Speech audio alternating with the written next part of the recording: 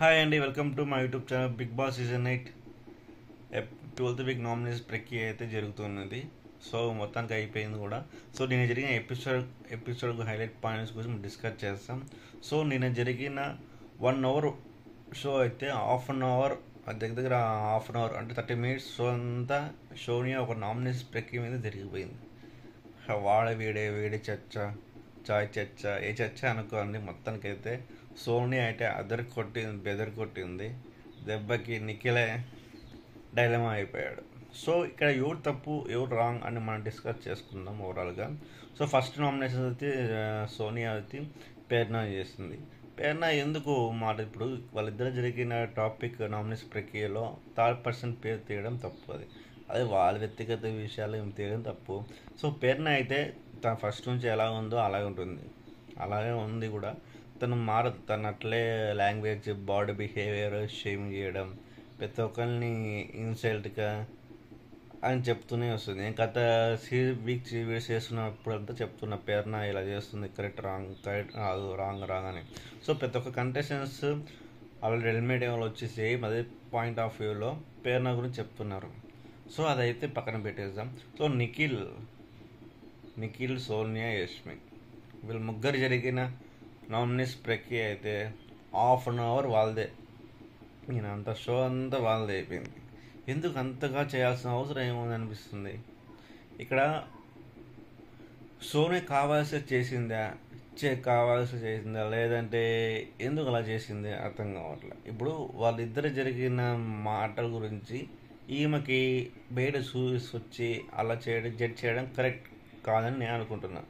ఇప్పుడు నిఖిల్ తన point of view correct చెప్పాడు. నాకు ఇష్టం లేదు, నాకు బయట ప్రపంచం ఉంది ఇట్లా అని చెప్పాడు.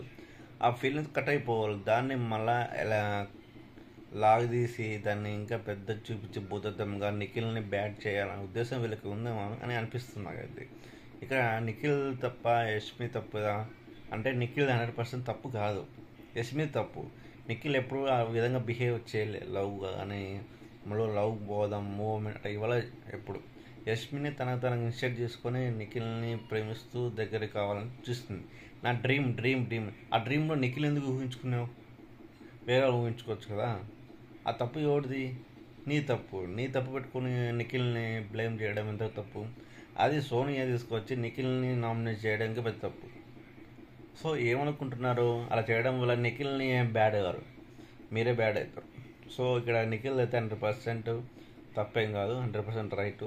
కానీ వీళ్ళిద్దరు కలిసి నిఖిల్ని బ్యాట్ చేయాలని చూశారు నేను ఎపిసోడ్ 5 పాయింట్లో. సో అదైతే రివర్స్ బెస్ట్ కొడుతుంది, అలా ఏం కాదు.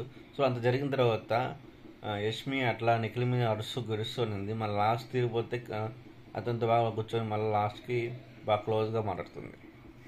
అంటే దీన్ని బట్టి ప్రేక్షకులు ఏమర్థం అవుతుంది? అంతా గేమ్ ప్లానింగ్ ఆడుతుంది యష్మి. సో యష్మి ట్రాప్లో సోనియా పడింది కాబట్టి నిఖిల్ నామినేట్ చేసి ఇలాంటి సిల్లీ పాయింట్స్లో నామినేట్ చేసింది. నాకైతే 100% నిఖిల్ని బ్లేమ్ చేసి చూశారు, కానీ రివర్స్ అయ్యింది. నిఖిలే 100% కరెక్ట్, వీళ్ళిద్దరే రాంగ్ అనేది నేను పాయింట్ ఆఫ్ వ్యూలో చెప్తున్నాను. సో తర్వాత నెక్స్ట్ ఎవరు ఇంకా 2-3 కంటెస్టెంట్స్ వచ్చి ఇద్దరు నామినేట్ చేశారు ప్రక్రియని. సో తను ప్రేరణ అయితే అలాగే ఉంది. అసలు ఒక మంచిగా చూడడం పురుగులాగా చూస్తున్నాం అని మనమే ఆల్రెడీ లోపల నోరు బయటకు వచ్చి చూసి అని చెప్తున్నారు. కానీ తన ఆర్తిని మార్చుకోదు, అట్లే ఉంటుంది. ఎందుకంటే వాళ్ళ అమ్మ చెప్పిన కూడా తన మాట తీరు, యాటిట్యూడు అని మార్చుకోలేదు ప్రేరణ. ఇంకా అలాంటప్పుడు మార్చుకోలేని వాళ్ళు ఎలా సక్సెస్ అవుతారు చెప్పండి? ఇప్పుడు ఒక తల్లిదండ్రులు చెప్తేనే మార్చుకోవాలా, అలా మార్చుకోలేనప్పుడు సక్సెస్ కారు వాళ్ళు. సో నాకైతే ప్రేరణ యష్మి వీళ్ళిద్దరూ మోనార్క్ టైప్. మేమేం చెప్పినా మేము చెప్పిందే మీరు వినండి అనే పాయింట్ ఆఫ్లో మాట్లాడతారు. సో యష్మి కానీ ప్రేరణ అలాగే ఉన్నారు, వాళ్ళ బిహేవియర్ అట్లే ఉంది, ఇంకా మారలేదు, వాళ్ళు మారరు కూడా. సో ఇవికైతే మొత్తానికి అయితే నామినేషన్ ప్రక్రియ బాగుంది, బాగా జరిగింది. కొత్తగా డిఫరెంట్గా ఎన్నడూ లేని విధంగా జరిగింది నామినేషన్ ప్రక్రియ. సో నాకైతే నిఖిల్ది 100% సపోర్ట్ చేస్తాను, నిఖిల్ తప్పేం లేదు. ఇక యష్మి సోనియా ఇద్దరు కలిసి కావాల్సిన నిఖిల్ని బ్లేమ్ చేసి బ్యాట్ చేయాలని చూస్తారు, కానీ అక్కడ వాళ్ళిద్దరే బ్యాడ్ అయ్యా, నిఖిల్ ఏం కాదు. సో 100% నేను నిఖిల్కే సపోర్ట్ చేస్తాం.